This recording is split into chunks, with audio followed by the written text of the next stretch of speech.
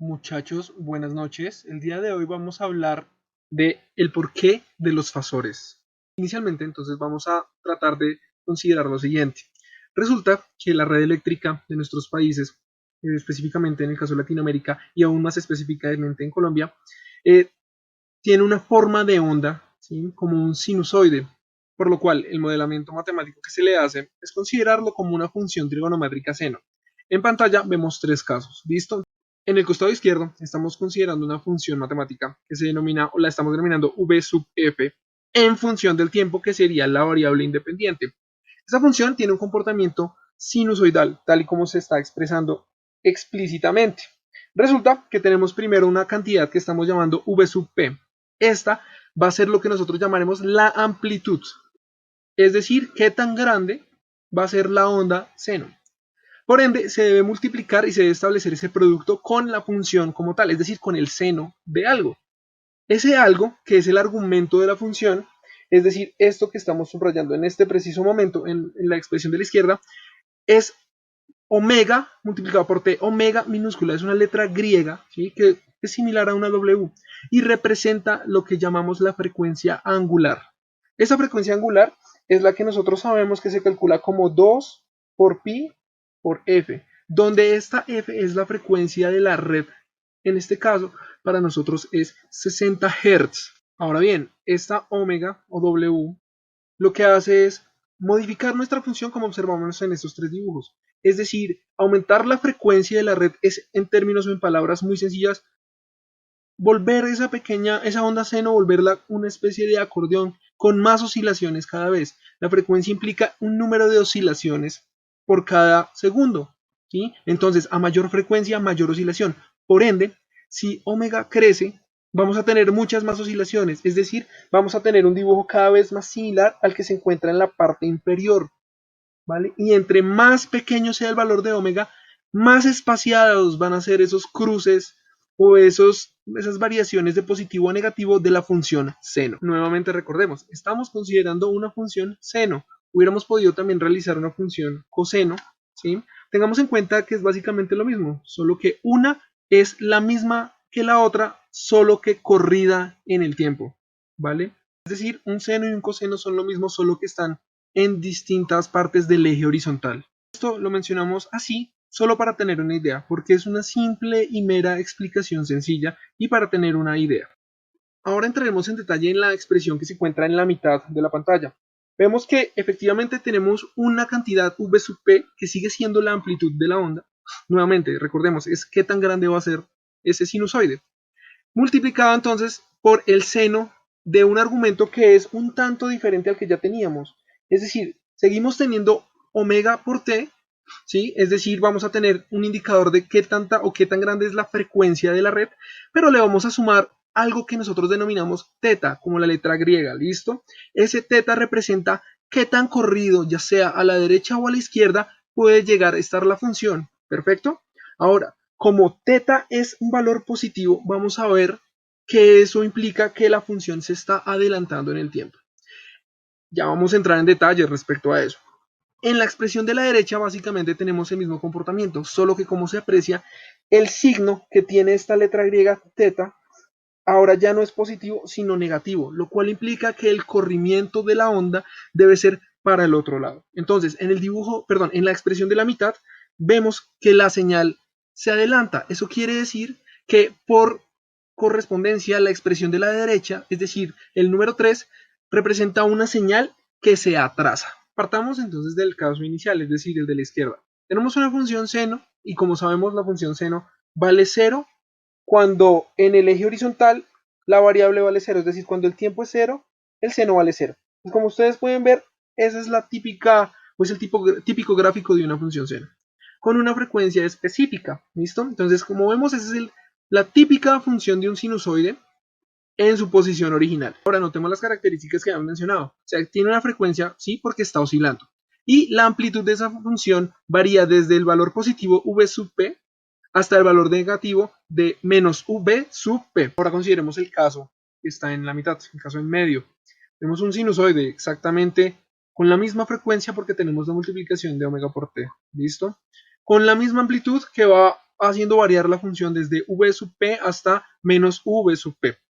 Pero ahora tenemos un corrimiento, ¿sí? Debido a que tenemos ese ángulo θ sumando en el argumento del seno, lo que se va a ocasionar es que la función se adelante. ¿Y qué quiere decir que se adelante? Es decir, que ocurre primero.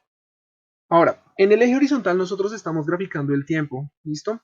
Para este caso en particular, nosotros asumimos que el tiempo avanza hacia la derecha, ¿listo? Está bien, estamos teniendo tiempos negativos, pero estamos asumiendo igual que el tiempo está avanzando hacia la derecha.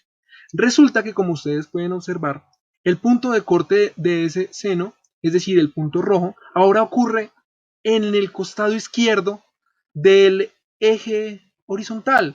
Eso quiere decir que si el tiempo aumenta para la derecha y nos movimos hacia la izquierda, pues entonces la función se adelantó en el tiempo. Podríamos decir que viajó en el tiempo realmente, es decir, ocurrió primero. Y decimos que se adelanta porque lo comparamos con la función de la izquierda, es decir, ese punto donde el seno se hace cero, ahora ocurrió antes en el tiempo, ¿sí? Ocurrió primero. ¿Listo? Esa es la razón por la cual cuando tenemos la suma de un ángulo en el argumento del seno, lo que en realidad sucede es que nos adelantamos. ¿Cómo podemos entenderlo? Tengamos en cuenta lo siguiente, la función seno, cuando el argumento vale 0, es 0. ¿Sí o no? Tenemos el caso de la izquierda, pero en el caso de la mitad, cuando el tiempo vale 0, ¿qué sucede? Ya no tenemos el seno de 0. Realmente tenemos un valor positivo. Tenemos el valor de seno de θ, y seno de θ va a ser exactamente esto que estamos indicando en color verde. ¿Listo? ¿Eso qué quiere decir? Que ese valor ahora ocurre en el tiempo cero, cuando antes realmente estaba ocurriendo en un tiempo más adelante de cero. En el dibujo de la izquierda lo podemos notar también en color verde. Como ven, son los mismos puntos de la función, solo que ahora en el dibujo de la mitad, ese punto ocurrió en el instante cero, es decir, se adelantó. De la misma forma, vamos a hacer el análisis para el sinusoide de la derecha. ¿Sí? Ahora tenemos un ángulo de menos θ. Siguiendo la misma lógica, lo que vamos a entender ahora es que ese menos θ implica que la función se corría a la derecha, es decir, ahora se atrasó. Como vemos, el punto de corte con el eje horizontal, ¿sí? El origen del seno ahora ya ocurre en un tiempo positivo, es decir, en un tiempo a la derecha del origen, por lo cual nosotros entendemos que ahora el sinusoide ocurrió después, es decir, se atrasó respecto al dibujo 1, en el que el 0 ocurría como tal en el origen. Ahora tengamos en cuenta lo siguiente. Resulta que nosotros habíamos dicho que el eje horizontal era el eje del tiempo. Sin embargo, debemos hacer una precisión en este punto. Y es que resulta que, como acabamos de dibujar en los ejes, muchas veces el horizontal se maneja como omega t, no solamente como la t, sino como omega t. De tal manera que nosotros podemos expresar ese desplazamiento o ese desfase del que venimos hablando, ya sea en términos de t, que es el tiempo, o en términos de omega t, que es un ángulo. Entonces es importante que entendamos que dependiendo de la unidad podemos estar hablando de un corrimiento sobre el eje t en segundos o sobre el eje omega t, ya sea en grados o radianes. Entonces es muy importante que lo tengamos en cuenta. ¿Listo? Porque recordemos, los ángulos los podemos expresar según ya sea su unidad en grados o en radianes. Ya teniendo en claro esta situación, hablemos de ángulos.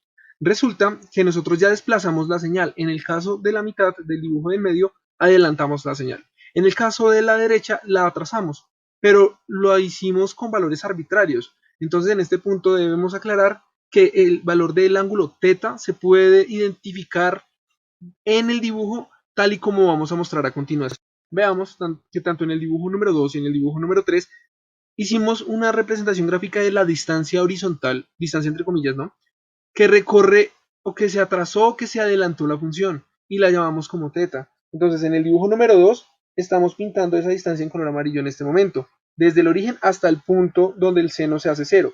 En el dibujo de la derecha ocurre lo mismo. Vamos a trazar una línea en amarillo que indica cuánto se corrió la señal desde el origen hasta el punto donde el seno se hizo cero. Esos valores son los desfases y corresponden con el ángulo θ. Ahora podemos avanzar y vamos a ver que estas se pueden representar gráficamente también como fasores. Los fasores son muy similares a lo que en física se conocen como vectores, solo que en este caso el fasor cuenta con una diferencia y es que está girando con una velocidad determinada. ¿Listo? Dicha velocidad de giro de este vector va a ser omega. ¿Listo? Y eso es equivalente a una frecuencia angular o también una velocidad angular. Partamos de lo siguiente. Podemos hacer la representación fasorial en el plano complejo. ¿Listo? El plano complejo, que es un eje vertical donde están los números imaginarios y un eje horizontal donde están los números reales. La representación fasorial, como habíamos dicho, es análoga a un vector. Entonces podemos dibujar una magnitud eléctrica como si fuera un vector, ¿no? Solo que la diferencia, como ya mencionamos, es que este vector está girando a una velocidad angular. Vamos a suponer que la flecha que dibujamos en azul para el caso número 1 es un fasor que representa la tensión. Sabemos que está moviéndose, pero el fasor va a ser una fotografía de esa variable. Entonces, como sabemos que para el caso número 1 la señal seno no tiene desfase, no tenemos un ángulo teta, podemos representar esta tensión como un fasor sin un ángulo, es decir, ubicado sobre la línea horizontal del eje real, que es el eje de referencia. Además, como estamos diciendo que el fasor es una fotografía de esta magnitud eléctrica, vamos a asumir que esa fotografía es tomada cuando la señal seno es máxima, es decir, cuando su valor es igual a V sub P. ¿Listo? Pero ahora miremos qué sucede con el caso de la mitad, el número 2. Resulta que, como habíamos dicho, en la función número 2, ¿sí? En el sinusoide número 2, tenemos un ángulo positivo de teta, que nos daba a entender un adelanto de la función. Entonces, como estamos hablando de un ángulo positivo inicialmente, y además estamos hablando de adelanto, el fasor debe plantearse tal y como se está representando en el dibujo de la mitad. Es un ángulo positivo, es decir, en la parte superior del eje real. Ahora, supongamos este nuevo fasor que es en color verde. Asimismo, supongamos que este fasor también está girando a la misma velocidad angular, omega. Si nos imaginamos los dos fasores girando en contra de las manecillas del reloj, vamos a notar que el fasor azul siempre va a estar delante del fasor verde. ¿Sí? ¿Por qué? Porque en ese sentido de movimiento, ese fasor siempre va a estar primero, llegando primero a todas partes en el giro. Por eso se dice que está en adelanto. Pero ¿qué sucede entonces en el caso 3? Cuando tenemos un ángulo teta negativo. Pues representémoslo. Es precisamente el que estamos observando en este momento. Habíamos dicho que es un ángulo negativo, ¿sí? Entonces estamos como tal indicando un ángulo en la parte inferior del eje real. Llevará signo negativo. Pero de igual manera, tengamos en cuenta que es un ángulo que nos implica un atraso en la señal. Entonces volvamos a hacer el ejercicio con un fasor verde, tal y como se acaba de representar en este momento. Supongamos ahora que el fasor verde y el azul están moviéndose nuevamente a la velocidad angular en contra de las manecillas del reloj. Nuestro fasor azul, que es el fasor que estamos analizando, va a estar siempre detrás del fasor verde, porque este verde va a ser siempre que llegue primero a todos los lados o llegue primero a todos los puntos de giro, primero que el azul, ¿no? Por eso decimos que en este caso el fasor azul está en atraso. En todo caso, tengamos en cuenta que cuando hablamos de un adelanto o de un atraso, estamos hablando respecto a algo, es decir, adelanto respecto a algo o un atraso respecto a algo. En este caso, tomamos como referencia el eje horizontal y estamos diciendo que un fasor está adelantado o atrasado según este punto de referencia. Por ejemplo, miremos el fasor de la izquierda. El número 1 está ubicado sobre nuestro eje de referencia. Por ende, el fasor número 2 está en adelanto respecto a esa referencia, respecto al fasor 1, por ejemplo. Y el fasor 3 está en atraso respecto a la referencia, es decir, respecto al fasor azul número 1. Adicionalmente consideremos lo siguiente. En el caso número 2 y en el caso número 3, el sinusoide tiene un adelanto o un atraso, como hemos estado hablando, de un ángulo más teta o menos teta. Pero resulta que en el plano complejo, cuando nosotros analizamos eso, vemos que el fasor azul puede tener un componente en el eje imaginario y un componente en el eje real, si proyectamos este fasor en los ejes que mencionamos. Por ende, como pueden ver, apenas aparece un ángulo teta, la tensión empieza a tener un componente en el eje imaginario. Por ende, cuando tenemos un ángulo de desfase, la tensión empieza a ser un número complejo, con parte real y con parte imaginaria. Situación que podemos representar con las expresiones que acabamos de colocar en pantalla. Vemos un fasor que se representa en este caso como la VF en letras mayúsculas, y este fasor tiene una parte real y una parte imaginaria. Entonces va a representarse en este caso en una convención o en una notación rectangular como parte real más parte imaginaria por J, ¿vale? Recordando que J representa el número raíz de -1.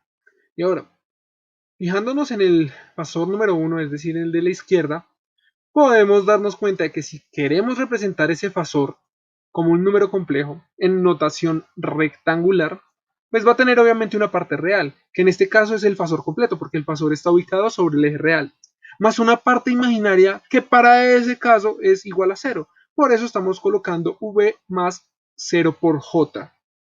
Adicionalmente, podemos representarlo con la notación polar.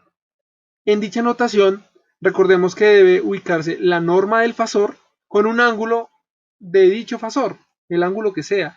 Para esta situación, la norma del fasor es V sub P, porque habíamos dicho que íbamos a tomarlo como la fotografía del valor pico de la onda de tensión, con un ángulo de 0 grados, porque se encuentra ubicado sobre la referencia.